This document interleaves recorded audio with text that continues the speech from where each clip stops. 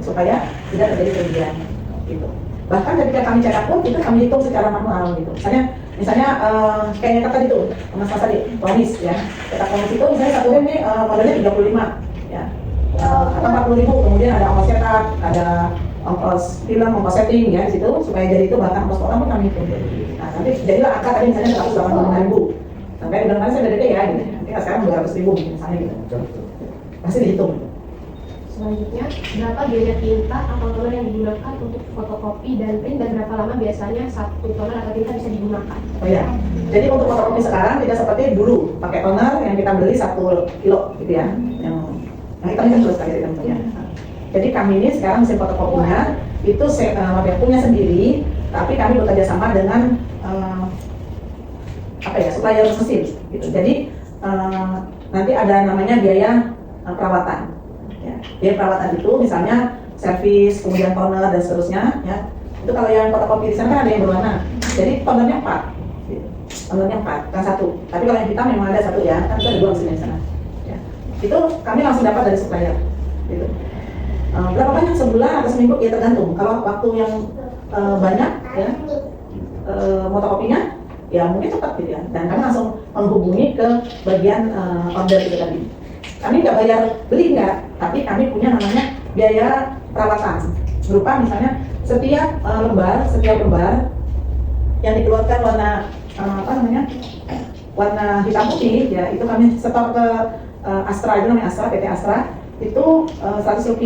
Jadi misalnya kami jual fotokopian itu Rp250 ya, kami harus setornya ke sana Rp100 untuk biaya perawatan gitu. Nanti jadi kami punya untuk Rp150 itu untuk listrik, kertas, karyawan gitu. Misal gitu ya.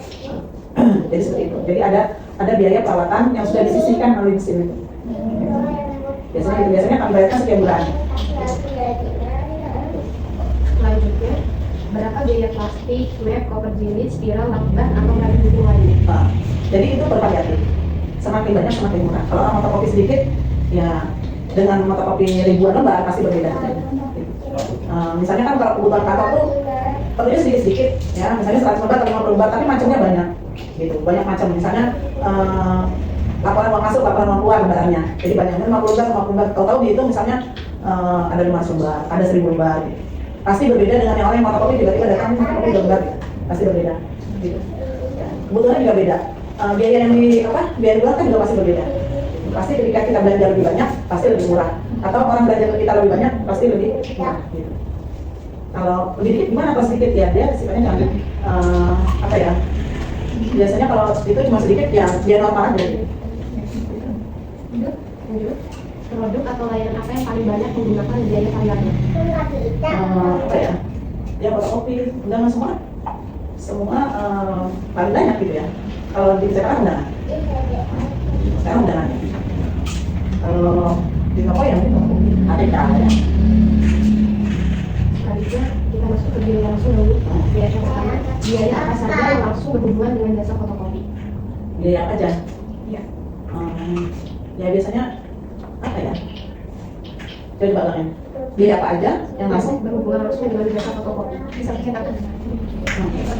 Ya apa? Toner tadi itu kan mesin. Ini kalau untuk undangan itu tipe kertasnya beda ya? Beda-beda. Gramaturnya juga beda-beda. Ketebalan kertasnya. Ketebalan kertasnya beda. Semakin tebal semakin mahal. Modalnya semakin mahal. Ya kan ada undangan yang biasa tipis, tapi ada undangan yang Selanjutnya, bagaimana cara toko menghitung biaya langsung pada setiap layanan? Biasanya dari nota itu, dari nota kita cek barang masuk, kita cek, kemudian kita hitung ada kenaikan atau enggak. Kalau tidak ada kenaikan berarti kita jual sama dengan ketika sebelumnya gitu. Ya, tapi kalau ada kenaikan, misalnya kayak sekarang ini kan isu-isu kenaikan BBM walaupun akhirnya nggak jadi naik ya, atau belum naik atau gimana saya juga nggak tahu gitu ya. Tapi barang-barang di sana sudah naik gitu. Nah itu akan kami hitung ulang gitu untuk menyesuaikan harganya. Gitu. Ada kenaikan apa enggak? Kalau nggak ada kenaikan berarti bisa pakai harga yang sebelumnya. Gitu. Ibu mau tanya misalnya kayak paling banyak itu kan tadi dari dinas pendidikan ya, misalnya cetakannya dia mencetak sesuatu gitu. Lalu biasanya kalau di orang umum, masyarakat umum dia mencetaknya tintanya 200. Lalu kalau di orang dinas itu tanya 1000 itu ada perbandingan waktu, biaya tenaga kerja. Nah itu apakah ada tambahan jasanya untuk karyawan? Iya. Ada tambahan biaya berarti? Betul. Jadi misalnya undangan kalau lagi musim ramai itu sampai lembur. Sampai lembur, apalagi cetakan dinas pendidikan atau bank atau koperasi. Banknya BPR ya, bukan selevel BRI ya, bukan bank umum, tapi bank selevel bank syariah misalnya, selevelnya Bank Eka misalnya, selevel itu BPR namanya. Nah itu baru masih termasuk banyak gitu ya pesanannya. Ya pasti berbeda dengan orang yang bisa 1.000, dia paling nggak bisa 3.000, 5.000, misalnya buku itu tabungan. Misalnya kalau di tadi fotokopian itu misalnya ada masyarakat yang ngeprint cuma 5 lembar, sama ada yang minta diprintin skripsi. Nah itu kan beda ketebalan, dan kalau untuk harga dari produknya itu jelas lebih mahal yang skripsi. Nah mungkin ditanyakan tuh jasanya apa nambah nih? Ada biaya jasa yang dikeluarkan? Jadi biaya jasa itu yang kalau nambah itu biaya lembur. Jadi yang menanggung itu kami dari perusahaan, jadi perusahaan menanggung lembur. Nanti ada hitungannya lemburnya per jam. Biasanya kan nggak langsung sehari misalnya. Ya, tapi yang dihitung dibayarkan oleh konsumen itu tetap hitungan kertas. Ya, tetap hitungan kertas. Cuman karena di banyak kan jadi tidak nggak signifikan, nggak terasa juga gitu. Kita masuk ke biaya tidak langsung. Yang pertama, apa saja biaya yang mendukung operasional toko tapi tidak langsung melekat pada satu produk atau jasa? Ada biaya yang tidak langsung. Biaya tidak langsung tuh ya ketika kita nggak beli, tapi ada uang masuk misalnya. Ya biasanya memang modal yang kita tambahkan dalam toko aja. Modal usaha yang kita tambahkan ke toko dengan membeli barang yang belum dicari orang tapi kita siapin. Atau biaya atau barang-barang yang orang sudah mampu bakal dibeli orang. Misalnya ini pena, ya pena yang orang tahu misalnya pena merek kayak standar misalnya atau pilot gitu. Nah kita sekarang kan banyak tuh yang pensi itu, ya lucu-lucu gitu ya. Nah, kami beli gitu, walaupun belum ada permintaan, kami tetap beli gitu karena kan menarik tuh. Gitu. Selanjutnya, bagaimana cara toko menghitung biaya listrik ke dalam harga jasa fotokopi atau print? Oh iya, kami secara umum aja menghitungnya tidak secara rinci. Jadi itu secara umum aja, pengeluaran listrik berapa sebulan, karyawan berapa sebulan, zakat berapa, pajak berapa. Walaupun zakat itu setahun sekali, tapi kami tetap menghitungnya setiap bulan. Kami baru hitung satu kali, sama seperti pajak. Selanjutnya, apakah biaya perawatan mesin dibebankan ke harga jasa? Tadi yang sudah saya sebutkan, biaya mesin sudah kami sudah bekerja sama, sudah masuk ke dalam biaya itu tadi karena sudah kami bekerja sama dengan supplier barang mesin itu, bukan kertas. Jadi ya sebenarnya pemilik mesin kami gitu ya. Tapi kalau kami tidak bekerja sama, maka nanti misalnya ada servis, ada harus bayar toner di toner gitu. Sekarang tidak dilakukan lagi. Jadi kalau misalnya kami habis tonernya 3 laporan ya, Pak kami tonernya habis gitu. Ya gitu. Karena sudah dimasuk ke tadi itu biaya bekerja sama lah ya, bermitra. Yang terakhir, apakah si Pipadas pernah menghitung biaya tidak langsung secara khusus? Tidak pernah. Jadi yang kami hitung adalah akhir tahun pengeluaran pajak dan zakat. Ya. Berarti menghitung stok barang, stok produk dan pendapatan. Tapi biaya langsung misalnya saya punya uang mau saya masukin gitu ya udah berbenturan. Nanti kalau misalnya membayar zakat dan pajak dari tahun baru kami hitung. Lanjut ya Umi, ya. Ada terkait biaya operasional. Berapa rata-rata total biaya operasional toko dalam 1 bulan? Rata-ratanya berapa ya? Kalau karyawan itu kan kami gaji harian ya.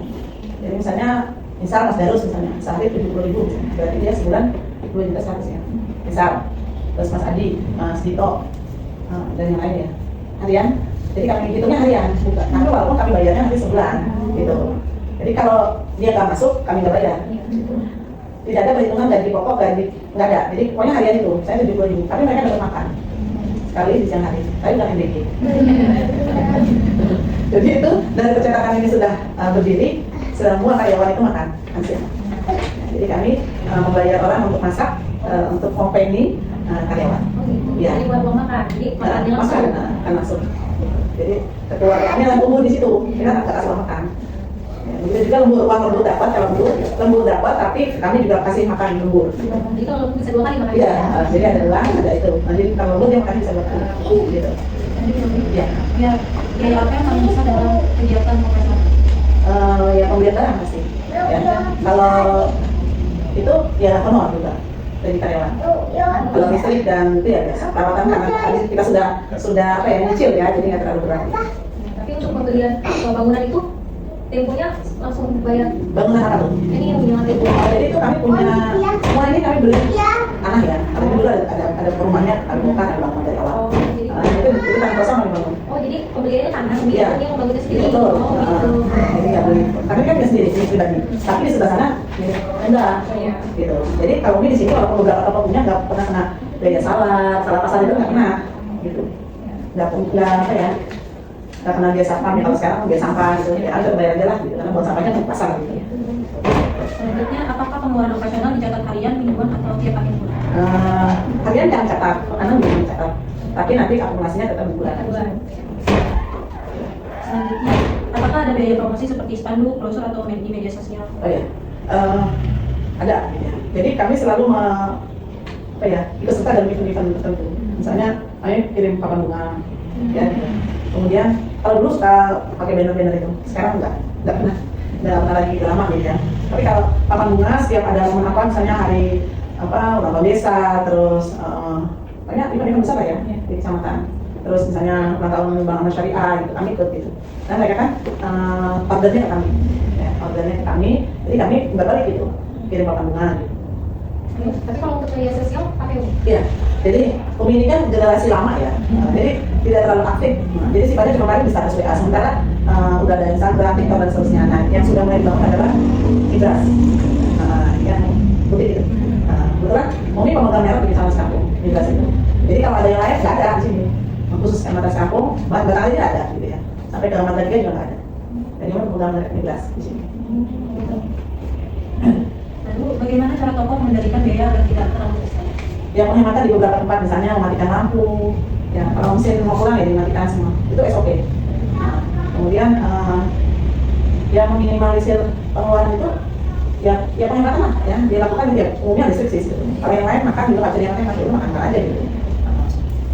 Selanjutnya untuk pertanyaan perhitungan biaya per unit. Berapa perkiraan biaya listrik untuk proses fotokopi atau print atau mencetak? Jadi listrik saya itu di sini di atas 2 juta sama IndiHome sama 2 juta per bulan. Kalau sini mungkin sampai 2 juta setengah. Di sini sama 2 juta. itu 2 juta sudah ikut sini dan sana atau? Iya. Oh, Nanti yang bayar nih, tetap aja 2 juta setengah. Ya kurang lebih 2 juta setengah. Ya.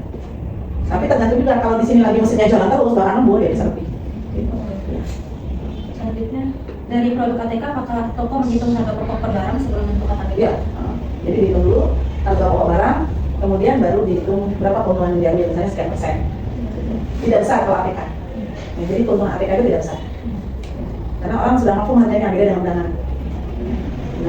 undangan, buku, beda. Ya, buku yang cetak ya, pokoknya yang cetakan dengan toko itu beda banget cara menentukan harga jual. Jauh banget. Gitu. tapi bisa dijelasin nggak kalau misalnya itu cetakan seperti apa? Misalnya cetakan di undangan juga. Misal gini, satu produk itu.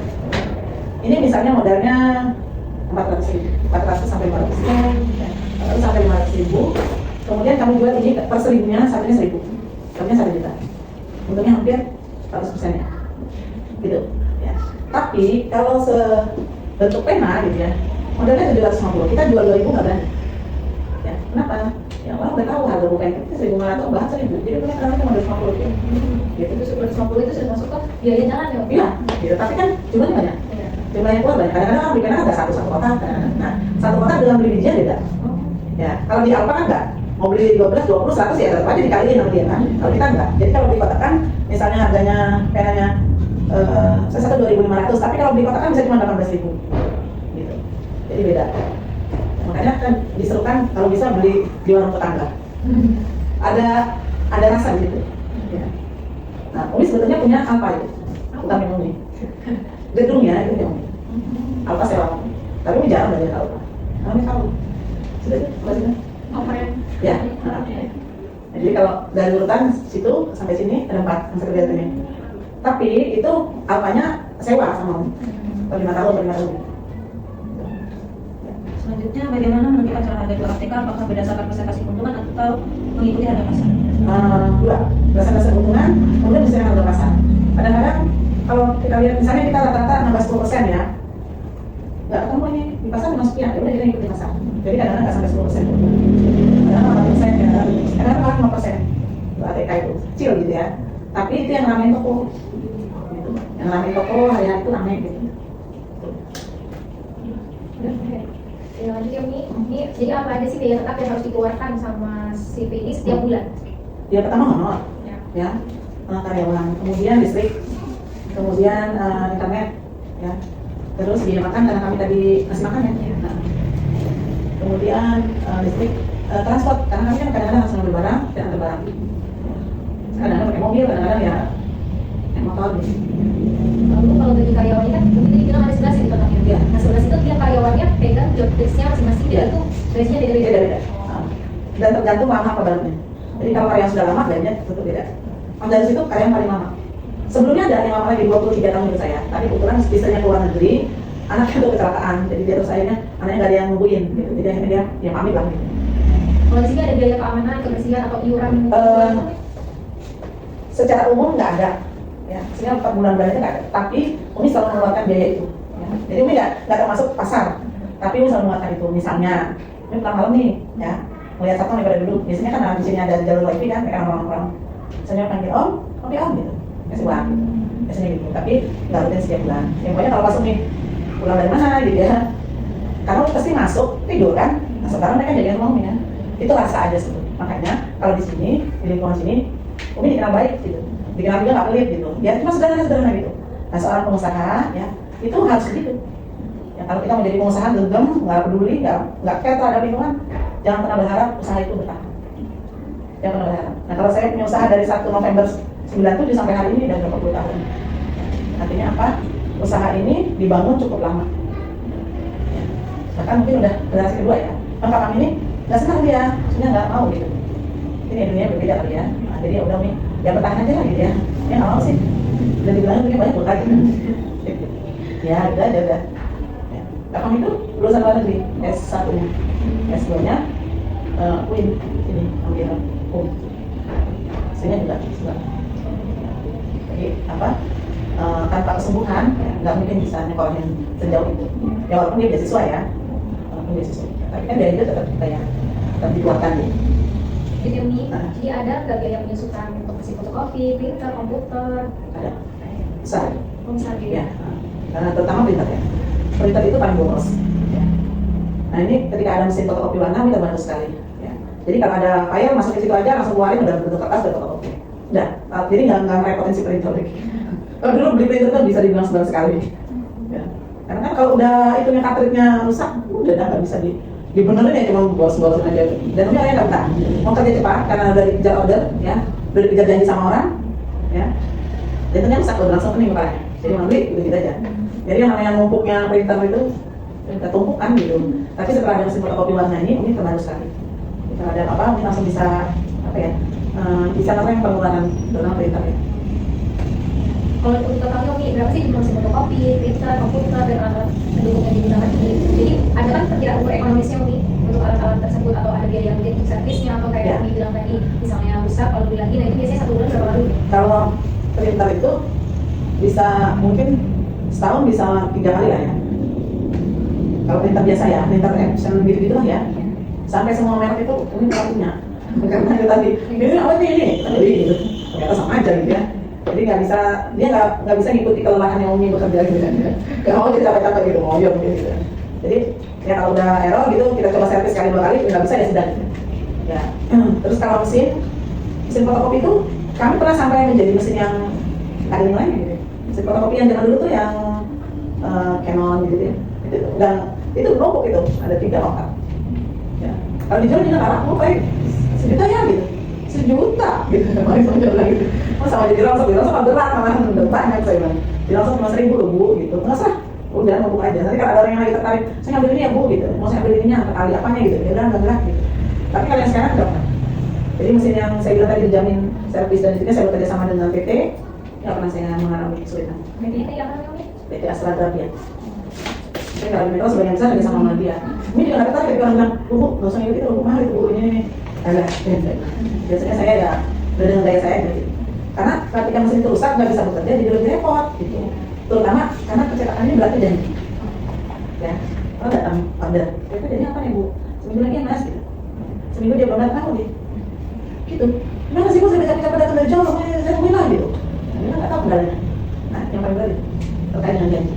Nah, kami ini jenis orang yang tidak ingin mengingkari janji. Jadi apapun keadaannya, janji itu harus kita maksimalkan untuk ditepati. Kenapa Umi bertahan? Salah satunya itu menepati janji. Kalau bahasa agamanya amanah. Ya. Jika orang pesan janji tanggal berapa ya, nanti sana bisa menepati itu. Ini kan pertanyaan sudah selesai di profil bisnis Umi. Nah sekarang kita ingin mengulik sedikit tentang profil pribadi Umi dan suami Umi. Jadi pendidikan Umi. Kalau Umi SD-nya di Jakarta, SMP-nya di sekampung, SMA-nya sama satu metro. Tahun 92 sama satu semasa. Terus kuliahnya satu.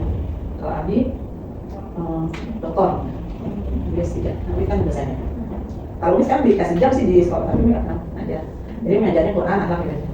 Yang kurang ngomongin anak-anak itu ya, dari sampai satpamnya di pondok itu. Jadi selain menjadi direktur dari CP ini, Umi juga bekerja di Ya, Umi cuma owner aja ya, owner beberapa usaha yang ada, kemudian ngopen yayasan Bina Ilmu. Jadi ini sebagai bendahara Yayasan Bina Ilmu. Nah, kalau Abi sebagai ketua pengurus, tadinya Abi pembina, ketua pembina, kemudian ketua pengurus meninggal ya, jadi turun jadi ketua pengurus. Nah, Kak Fahmi naik ke ketua pembina. Ketua pembina itu yang anggota ketua pembina, anggota pembina yayasan. Pembina itu sebagai owner di yayasan itu, di Yayasan Bina Ilmu. Umi ini berarti menjalani bisnis itu setelah menikah dengan Abi atau? Ya, setelah saya punya anak, Kak Fahmi. Ya. Jadi Umi dulu bapaknya ibu pedagang sebetulnya, tapi tidak tertarik gitu, pengennya jadi guru gitu, pengennya jadi guru asik gitu. Tapi takdirnya enggak, Umi jadi pebisnis dulu, mau jadi guru. Tapi Umi sepanjang hidupnya itu ngajar memang. Jadi Umi punya beberapa taklim yang Umi punya, ya ibu-ibu, remaja sampai rumah tangga baru ya, sampai ibu-ibu yang udah berkembang gitu ya, ngajar. Di sela-sela aktivitas Umi sebagai pebisnis, tidak pernah berhenti mengajar lah ya. Walaupun tidak ngajar formal, karena emang Abi nggak boleh, ini nggak boleh ngajar formal yang sifatnya pagi-pagi pulang sore nggak boleh, wis ngomong aja. Jadi Abi itu jenis orang yang Umi boleh melakukan aktivitas apa aja, berorganisasi apa aja, yang penting urusan di rumah selesai. Jadi kalau Umi itu membagi waktunya ketika mau beraktivitas di luar, Umi sudah beres, sudah rapi, sudah masak, sudah beres lah ya. Walaupun Umi banyak yang bantuin, di dapur tuh ada yang bantuin, ketika semua ada gitu, dari dulu sampai sekarang, gitu ya. Tapi aktivitas Umi banyak gitu, termasuk palingnya senang organisasi. Untuk banyak organisasi yang sekarang aja karena di pesantren ya, yang jarang-jarang keluar. Umi ini yang punya Kak Fahmi ini? Ada, adiknya namanya Salma, perempuan. Udah selesai S1 psikologi, dia mau melanjutkan profesi. Ya, jangan. Satu lagi laki-laki lagi, Wafi namanya, Wafi Mahfud, kelas 7 SMP. Ya. Kalau gitu, yang lain apa ya? Yang ada satu. Itu kalian tuh yang cuma bilang tidak, adik kangen cuma gitu doang, ketemu orangnya biasa aja. Kita kalau mau pulang nggak boleh gitu aja. Kalau di sini Rumah pribadi Umi apa bersama sini atau? Umi tinggal di pesantren, jadi Umi tinggal rumah sendiri. Kebetulan sebelum di sana itu Umi udah punya tanah, ya, Umi udah punya sawah. Ya Umi nggak pernah mimpi sih ya mau tinggal di sana itu. Nggak pernah mimpi. Jadi nggak pernah. Nanti saya di rumah sendiri itu nggak pernah. Ya main aja gitu sih. Karena udah tenang lah, papanya sudah dijalanin orang gitu. Tapi ternyata kan nggak begitu. Kata Allah yang aja gitu ya. Saya kasih dia dulu gitu. Yang pada akhirnya tanah yang Umi bangun rumah sekarang itu, tanah yang Umi beli yang dulu nggak pernah Umi hitung itu bakal jadi rumah Umi. Yang Umi sana udah bangun rumah sekitar 3 tahunan. Nah, sebelum ada layan itu, Umi udah bangun rumah di sana. Jadi Umi tinggal di sana. Nah, rumah Umi sini tempatin ini kapan nih sama keluarga ini. Gitu. Jadi mau apa ya? Cerita dengan cita-cita itu nggak tahu ya dulu itu. Nggak punya cita-cita di sana, tapi yang di sana gitu ya. Nah, jadi kalau sekarang abis ngelajarin dulu, ceritanya jadi guru. Sekarang gue jadi mbahnya guru gitu, suka gitu kita ngelajarin. Ya saya mah tetap jadi guru sih dari dulu juga gitu ya. Kalau mau saya berbisnis, saya kemana selesai bisnis atau di sela-sela bisnis saya ngajak kemana gitu. Taklim ibu-ibu ngasih materi apa gitu. Ya, kalau sekarang gampang ngasih materi itu. Kayak dulu. Umi nanti izin boleh foto lokasinya? Boleh ya. Sana di sini boleh. Itu bisa naik lantai 2 dari sini? Kalau di sana itu kan rumah kapal. Oh itu yang atas rumah ya? Iya, di tempat tinggal Umi itu, tempat tinggal pasien, tempat tinggal kapal. Gitu, jadi anggota sendiri ya? Iya. Oke, udah cukup ya pertanyaannya. Makasih banyak ya Umi Iya, sudah meluangkan waktunya. Terima kasih juga dari sini, mudah-mudahan semangat bisnis itu menular.